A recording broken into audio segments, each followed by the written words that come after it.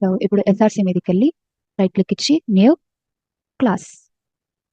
ఇప్పుడు class name ఇవ్వాలి. Class name లో ఫస్ట్ లెటర్ ఎప్పుడు అప్పర్ కేస్ లో ఉండాలి. సో ప్రోగ్రామ్ 1 ఇది నేను సెలెక్ట్ చేసుకుంటున్నాను. ఆటోమేటిక్ గా జనరేట్ అవుతుంది అనమాట. ఇప్పుడు మనం system dot out dot println లో ఏది ఇచ్చామనుకోండి అది ప్రింట్ అవుతుంది అనమాట. డాట్ అవుట్ డాట్ ప్రింట్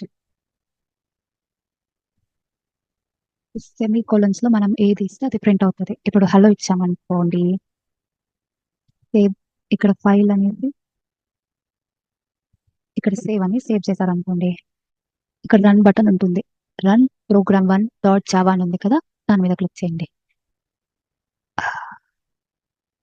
ఇక్కడ హలో అని ఉంది కదా. సో ఇక్కడ మనం డబుల్ కోట్స్ లో ఏది ఇచ్చినా ప్రింట్ అవుతుంది. మీరు కూడా ట్రై